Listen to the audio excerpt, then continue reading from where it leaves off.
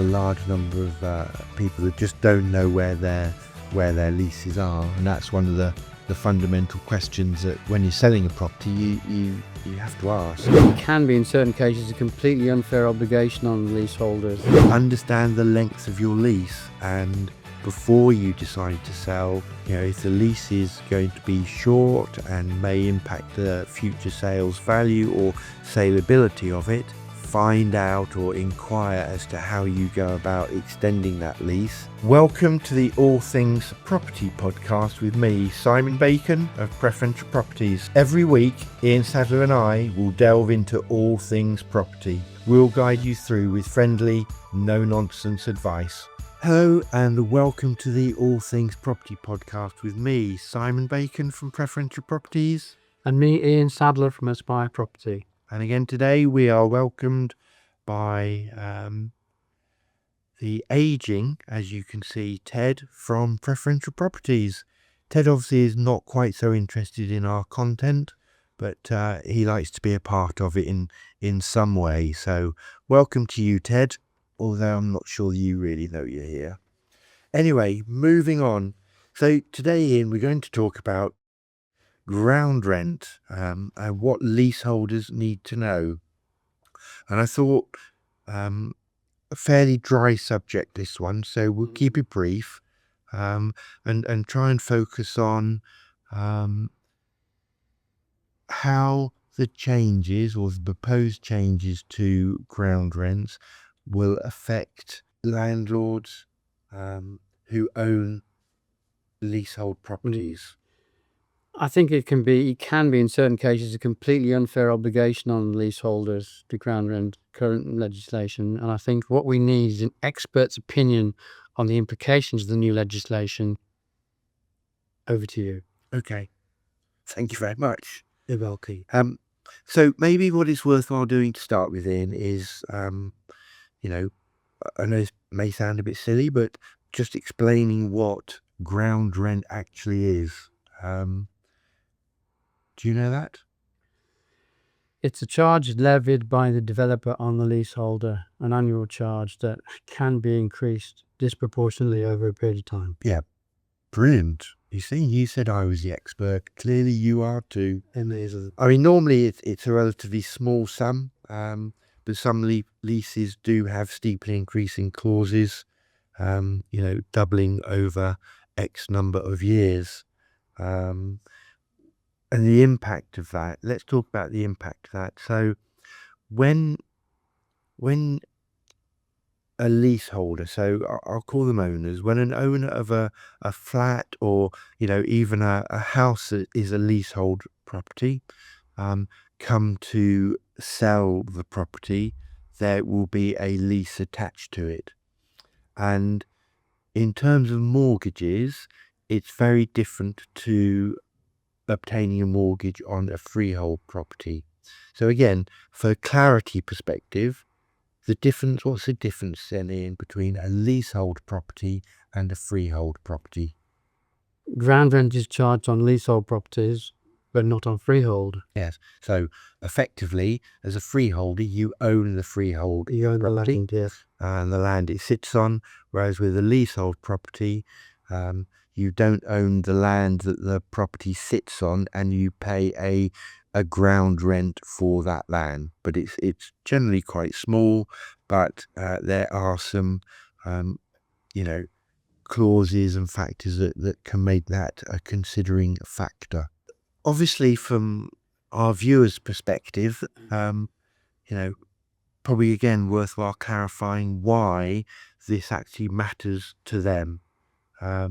So in terms of ground rent, if the lease currently has a high or escalating ground rent,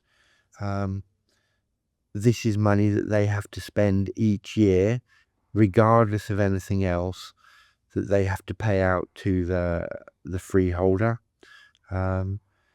If there is a cap, it effectively reduces the amount of money, or can reduce the amount of money that they have to pay out. From a mortgage perspective, lenders struggle to lend on leases where there are less than 65, 70 years maximum really on a lease. And obviously as a lease, the lease is set for a certain time, and as that time reduces, then the value of the property can also diminish with that. Have you ever had any experience in where you've people have thought about buying leasehold flats and asked what the lease is or what the length of No, it is? anybody that asks me the question about should I consider buying a leasehold property, I will always say no, go for freehold. The situation will change when this legislation comes in because it'll cap ground rents. But Do you know why would you cap it to? £250. Yeah, 250. So it will get rid of that, Uncertainty. And I think certainly one of the things I found is that there are a large number of lenders that actually won't lend on leasehold properties where the ground rent has erroneous terms, such as doubling. I think the doubling of ground rent every 5 or 10 years is a term that many lenders actually will struggle to lend. So you end up with it being specialist lenders and the rates Higher rates. paying a higher rate. So have you ever had any examples where you've had a purchase fall through because of that or not? No, I wouldn't even start with an offer. Okay. I mean, I've had some recent examples where there's a new build development only 5 or 6 years old where we agreed a sale on it. The lease, 999-year lease, it's only been built for 4 or 5 years, so you're down at 995. So that wasn't the problem. But when they went to get a mortgage offer, the purchaser wasn't able to find a lender, a mainstream lender who was prepared to lend on a ground rent that doubled on this particular block. It was every 5 years. Crazy, isn't it? Yeah. So then, it is mad. So then it was a case that, they pulled out. From a landlord's perspective or from the owner's perspective, that can be really quite, I suppose, frightening to a certain extent. Well, working out 250 to 500 after 5, 1,000 after 10 years, 2,000 after 15 years. It's just, completely But also wrong. Completely frightening because you suddenly, in a position where with a property you think to yourself, well, am I ever going to be able to sell this? Or, we did sell it, but it ended up being a more specialist lender that was able to lend on it. So I would have pulled out of the purchase personally. yeah, well, they did. The original ones did, and we had a couple like that. So yeah, it is quite difficult. So let's understand the timelines. Let's make people aware of what the timelines are. So the draft bill was published in January of this year. As with every draft bill, there is going to be public consultation and, dare I say it, scrutiny in Parliament. They're talking at the moment that this cap is likely to be enforceable by 2028, so still probably a couple of years away, but I think it certainly gives some light at the end of the tunnel.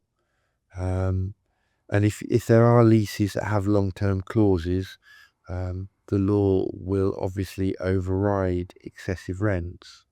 So that's what it is. Let's talk about what a leaseholder ought to be doing now in order to, again, prepare. And I think, in lots of these podcasts, it is important that we give people an idea as to what they need to do to prepare for some of these changes rather than just waiting for them to actually happen.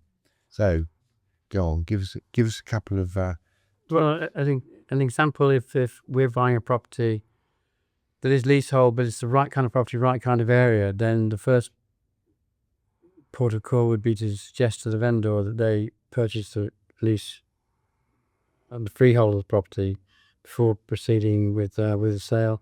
And probably 3 out of 4 occasions that's happened. They've They've been made aware of it by the estate agents initially. Okay. But how many? Now you say you haven't got many, but I've got quite a few. How many leaseholders know the terms of their lease and Well, I've got one. He will, but that's not. yeah, that's not enough. I would say. I would say that, when I come to sell leasehold properties, I think people will often have a rough idea of how many years there is on the lease, but ask them to put their hand on it and send me a copy of it, which, technically they need to be doing as part of the AML and know your client checks. I would say there's a large number of people that just don't know where their leases are, and that's one of the fundamental questions that when you're selling a property you have to ask.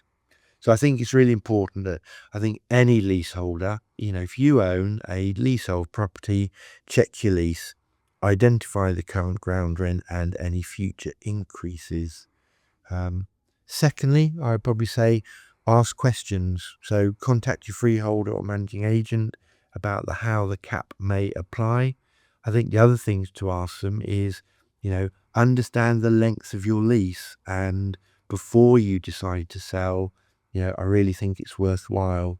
If the lease is going to be short and may impact the future sales value or saleability of it, find out or inquire as to how you go about extending that lease to make it more saleable.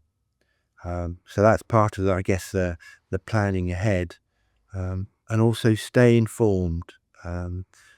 Legislation is draft, changes could happen before it becomes law, so keep an eye on it. For me, probably the most important thing is to know that you're unlikely to pay more than £250 a year once the law is in place.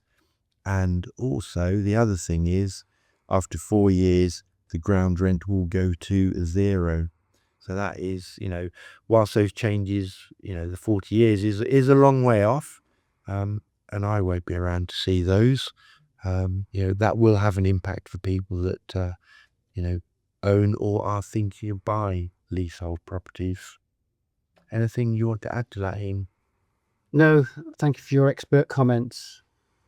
And if you would like to talk to us about your property needs, or want a valuation, or want to talk about renting your property out, please give us a call. Thank you for listening. Thanks for tuning in to this week's episode of the All Things Property Podcast. If you found this episode useful, don't forget to subscribe, like and share. These things really help us reach the people who need to hear this advice. See you next week.